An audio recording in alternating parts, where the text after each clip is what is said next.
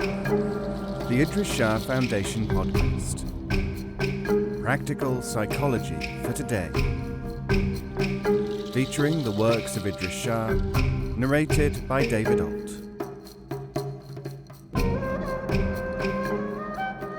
Welcome to the Idries Shah Foundation podcast.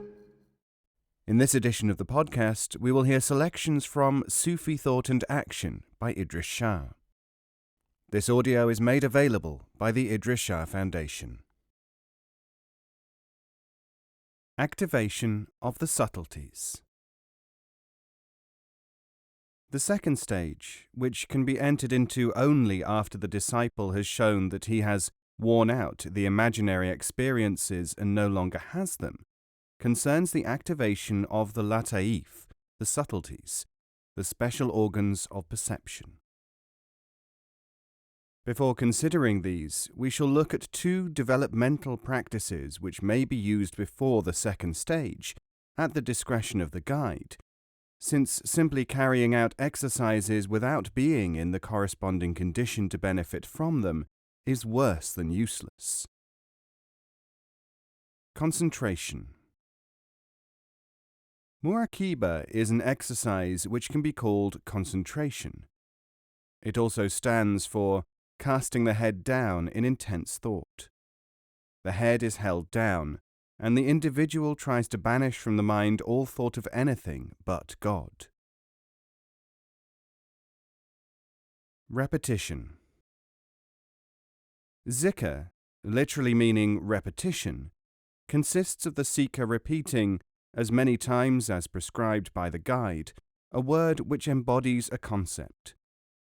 Also called word, it must not be randomly indulged in, otherwise the result will simply be obsession with that concept. In the East, one often comes across dervishes, fakirs, and others such as random experimentalists who are trapped at that stage. They may constantly repeat a single word, and are unable to do much else. Many people, imagined to be Sufis, in fact merely teach this obsession. According to the Sufis, the reason why people become obsessed with single ideas, and thus actually reverse the intention of the zikr, is that the word acting on the inadequately prepared mind will work on the superficial, emotional, intellectual level, causing obsessions or monoideism. The mind has to be in a condition to benefit from a Sufi exercise. Adnan Wakani says, "You would never put pure nectar into a filthy glass, but you will try to put a sacred thing into your head. The result is that you become even odder than you were before. Your imaginings become worse. You believe that you have been in touch with the divine. You say to me, 'What? Can the performance of a pious act, a good attempt, have evil as a result?' Deluded one, real goodness, piety, and true faith never approach you." More succinctly, another Sufi says, Sufi practices can lead anyone to paradise, but such a person would have to be already innocent. When a Sufi spiritual practice is attempted by one who is still unworthy, that individual will actually suffer. The reason is that such a person cannot really practice such things. What is being attempted is not what a sincere person can practice. The latifa is conceived of as a sensitive spot which may become illuminated or activated. It is also known as the organ of spiritual perception, and its plural is lataif. This is, for practical purposes only, conceived of as a physical location on the body of the seeker.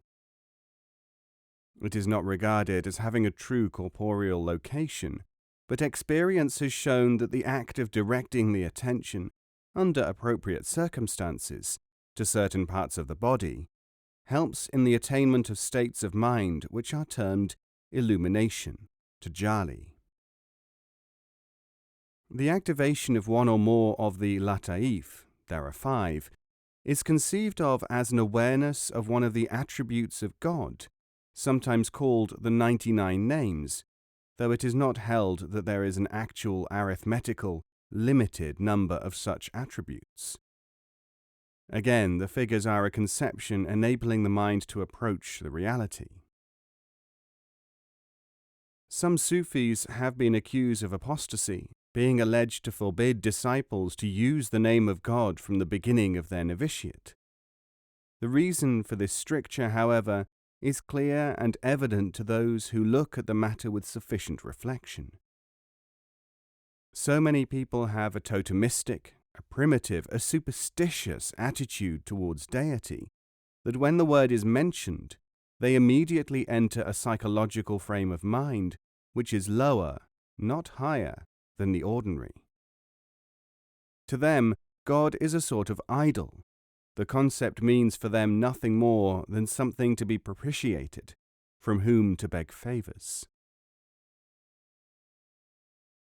For this reason, Bayazid Bastami has said, "Whoever knows God does not any longer say God."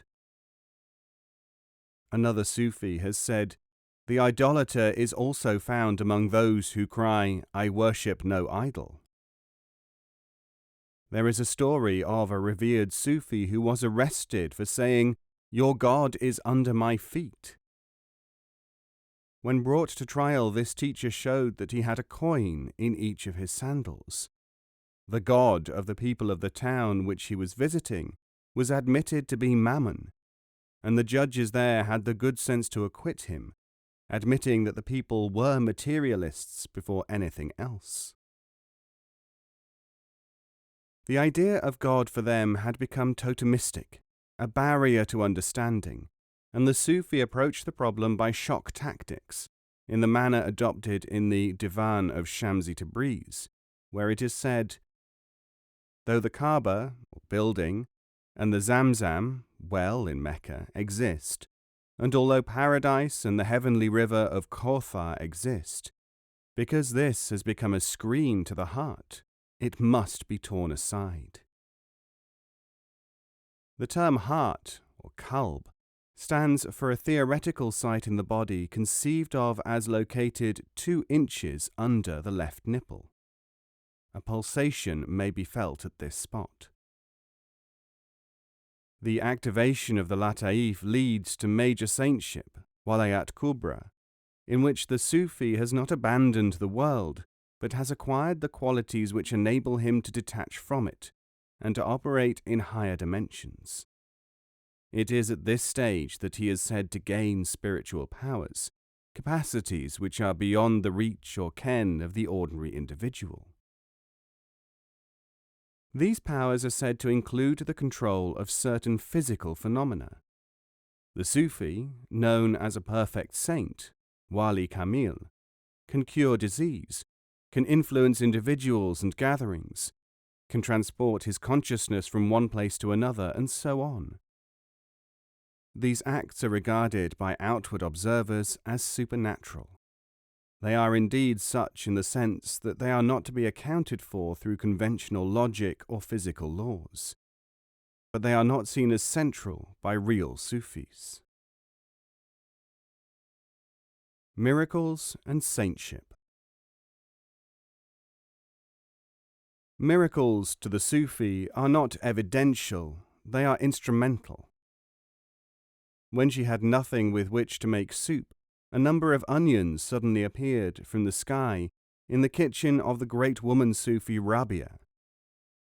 People were astonished at this miracle from God. Rabia, however, chastised them, saying, "My Lord is not a grocer."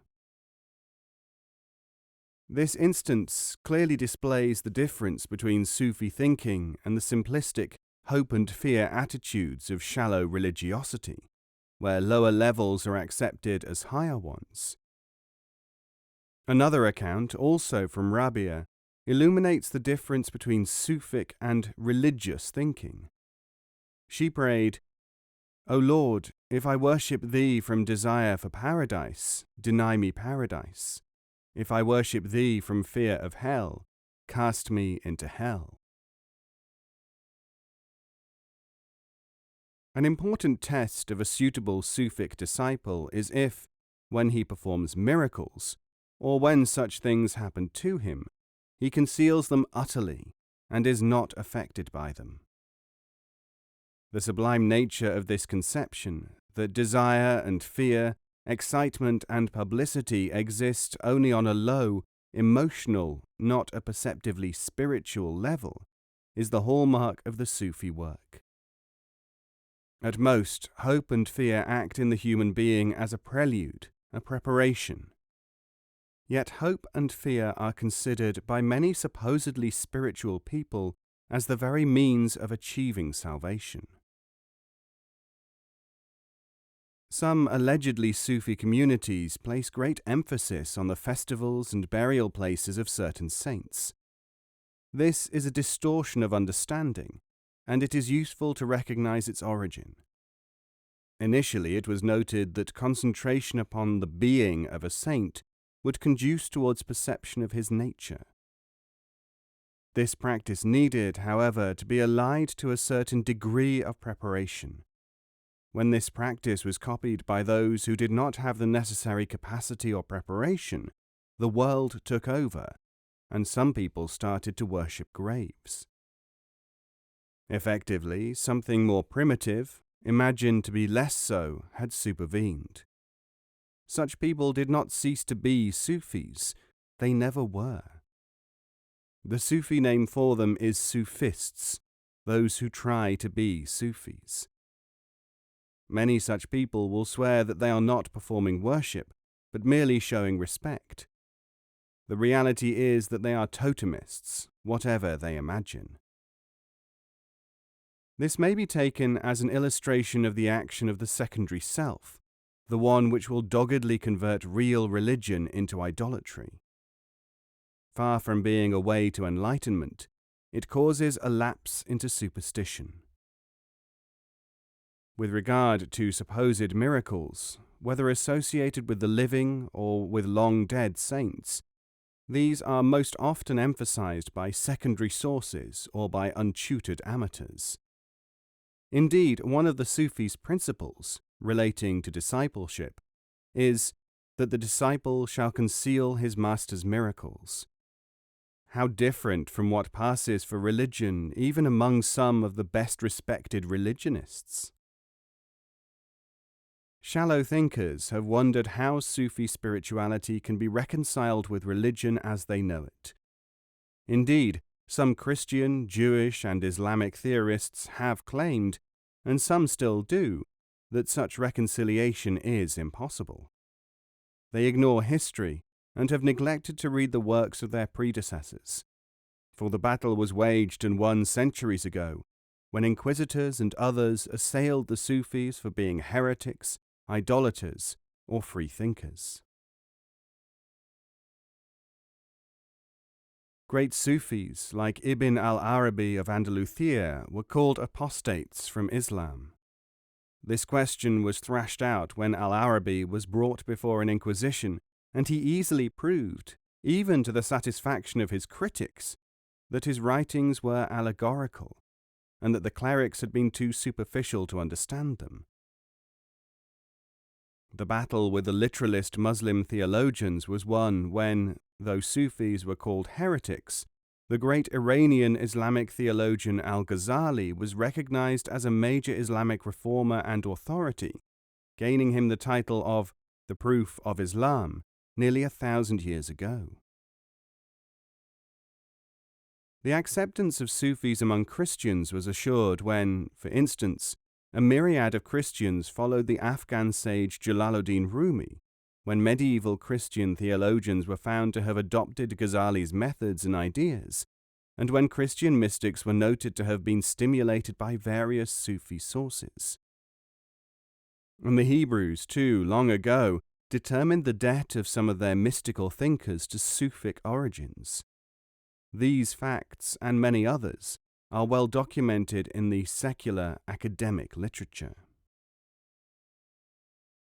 That it should be necessary for Sufis to defend themselves in the religious field against experts who could not understand the spiritual content of their work until it was delineated for them in terms which they could understand, says much about the Sufis, and more than a little about the quality of thought of their detractors.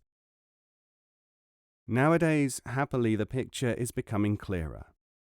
The accumulation of knowledge about the Sufis is greater, and they have numerous admirers among people of all faiths, many of whom have written extensively on them, though always with their own bias and oversimplifications. The Sufi heritage in, especially, monotheistic religion is widely, if not universally, appreciated. The ancient Sufic contribution to the knowledge of conditioning, sociology, and psychology, only now being retrieved in the West, has made it possible for members of many faiths to see which aspects of their beliefs and practices are superficial and unessential, and how they may be manipulated, their trained reflexes animated, by external superficialities. As Khayyam says, "Ringing bells are the melody of slavery, the sacred thread and the church and the rosary and the cross. Truly all of them are the mark of servitude." It remains for Sufic insights to be drawn into non-Islamic religions, as well as to act upon and to penetrate beyond the superficiality of many Muslim enthusiasts and clerics. It also remains for the lunatic fringe of bogus or self-deceived people who operate or belong to imitative cults miscalled Sufic to be ousted. In a free society, with the current rapidity of communications, both developments are not only likely, they are surely inevitable. Due consideration for humanity is essential, but vague solicitude for the happiness of the deluded or superficial, in Sufism as in anything else, will serve no useful purpose. As the Sufi saying has it, too much kindness towards the fox may mean doom for the rabbit. I add this because, at a recent lecture, a well-meaning but insubstantial devotee cried out at me, "Don't shoot the pianist, he's doing his best." No assassination had, of course, been proposed. Neither, though, did my critics seem to have any concern for the need of instruction for the pianist, which might surely have shown concern for his welfare. In other words, leave an unsatisfactory situation as it is. But one becomes accustomed to the commanding self's habit of fishing out false analogies to protect an empty house against burglars, in the Sufic phrase. Just as the Sufis have always claimed that their path is reconcilable with all true religion, they assert that it is not time-bound, having been represented among humanity from the earliest times. As Ibn al-Farid puts it, "Continuously in commemoration of the friend we drank wine, even before the creation of the vine." Just as the teaching may vary in outward aspect according to cultural differences, so it remains essentially the same in its inwardness. The clothes may vary, but the person is the same. This contention is useful in distinguishing Sufic imitators from the real thing. The deteriorated or repetitious cults purporting to be Sufic tend to use outdated or irrelevant techniques, regalia, even clothes and languages when they drift, or are imported, from one time or culture to another. This trend itself explains the many different forms of Sufic practice and theory which persist long after their applicability has ceased to the present day. One of the marks of the Sufi is that he dresses in the garb of the country in which he lives. The disciple should not assume rags as a sign of humility. Sa'di says in his Rose Garden, "Be a true renouncer, Zahid, and you can even wear satin." The aspirant should not attract attention to himself by odd costumes, even though his nutrition is other than the intake of others. Hence the motto, one of many on this subject, current with Sufi teachers. Eat what you desire, but dress like other people. The exotic appurtenances of these cults usually guarantee their attraction and a plentiful recruitment, especially among the gullible of the West. It also illustrates, to others, their barrenness. Further, the reluctance of the scholar to believe that anything from long ago could be once fruitful, but now superseded, helps in the process. He has become confused by the archaeologists' or historians' unspoken bias. The older, the better. There may also be an element of cultural chauvinism. Hence, the present-day scholar unwittingly helps the cults and not the reality, the false rather than the true. Sufism is imagined by the academics, in effect, if not in theory, to be an exotic, culture-based survival, not, as the Sufis have always known it, as a living entity, able to operate within any culture, in any language, and at any time. Indeed, the developmental role of the Sufi and his way depends upon its applicability to all times and in all circumstances. This approach is very different from trying to turn reasonably good Westerners of today into second-rate Middle Easterners of the Middle Ages. Why second-rate?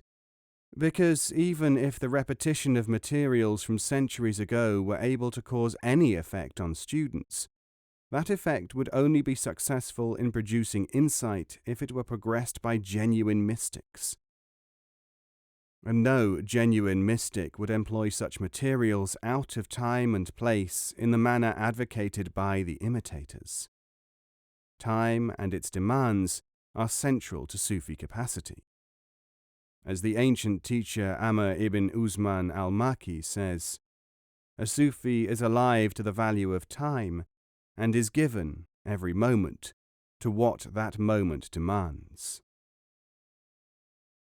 It need not be contended that the contemporary imitators are frauds, but the sincerest man or woman on earth will be quite useless if he or she substitutes mechanicality for knowledge and for harmonization with ultimate reality.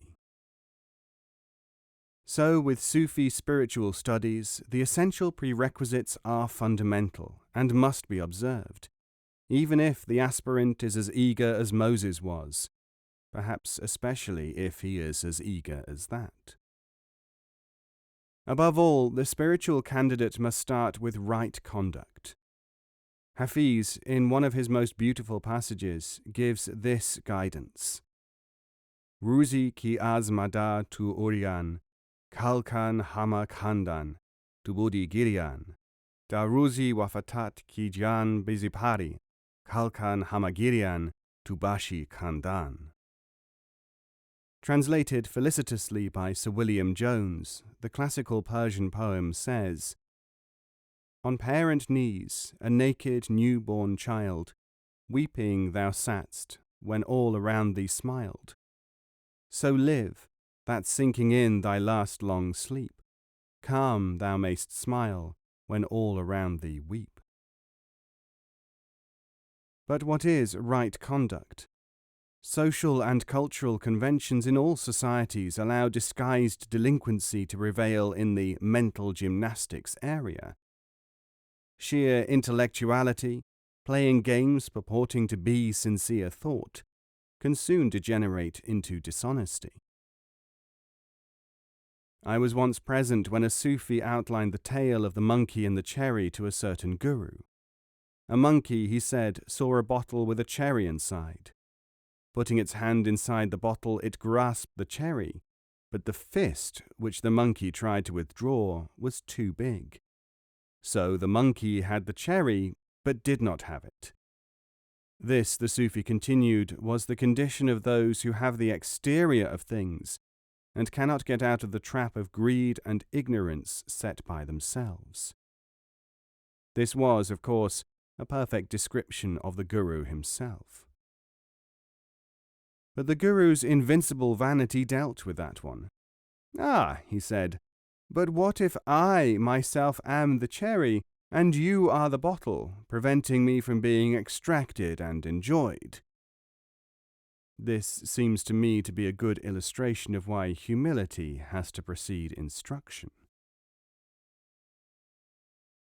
The Guru was, in reality, moving between the first two stages of spiritual learning, called by the Sufis instinct and ritualism. Virtually all conventional religionists are still at those stages. The 4 stages which constitute the whole range are as follows. 1. Instinct, automatic emotional or mental action. 2. Ritual, where beliefs are systematized and give people emotional stimuli according to a plan. 3. Preparation, the first Sufic stage, when the outlook becomes flexible.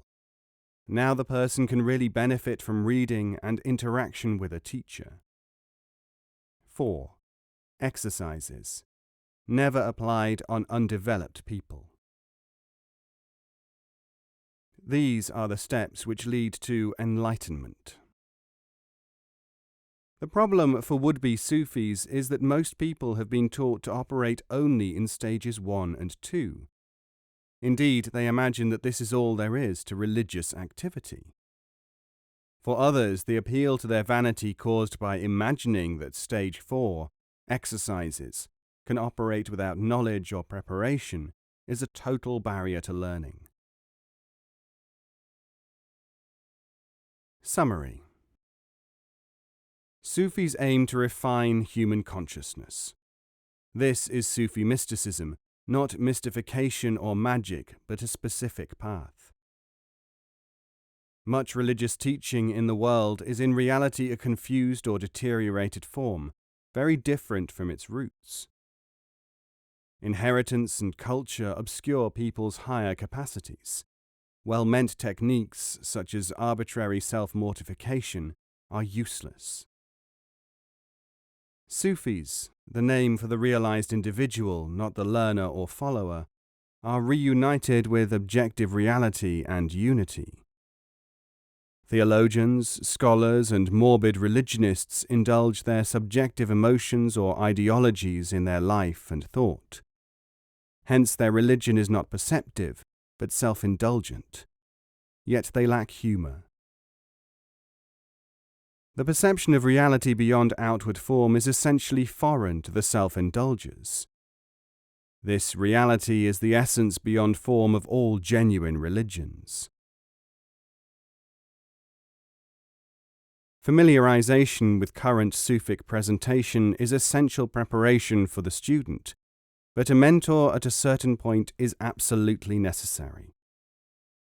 Sufi study is instrumental, not informative or manipulative. Hence, both scholars and popularizers, often called Sufis or Sufi specialists, are useless as guides, even to convey what Sufism is. Characteristics of the Sufi, Sufism and Islam and folklore, Nasruddin and other formulations, earth, water, air, fire, Christianity and the New Testament, Hindu and Jewish mystics. 4 levels of perception, concentration, renunciation, perception and knowledge. Sufic understanding of love, deterioration of sacred texts, pledge and discipleship, irrelevance of certain exercises, religious excitation, the initiation, traditional form, false experiences, activation of the subtleties, miracles, saintship and the secondary self, false and imagined Sufis, the 4 stages in the light of the foregoing.